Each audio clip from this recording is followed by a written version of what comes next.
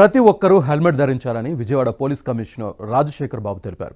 కృష్ణా జిల్లా lorry owners association ఆధ్వర్యంలో విజయవాడలో వాహనదారులకు అవగాహన ర్యాలీ నిర్వహించారు.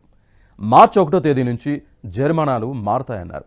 Cell phone driving, over speed వంటి విషయాల్లో జరిమానాతో పాటు జైలు శిక్ష కూడా పడే అవకాశాలున్నాయని అన్నారు. అస్త్రం అనే AI సాఫ్ట్వేర్ ద్వారా నిరంతర పర్యవేక్షణ ఉందన్నారు. No helmet no entry, no helmet no fuel అనే విధానాలు అమలు చేస్తామన్నారు సిపి రాజశేఖర్ బాబు.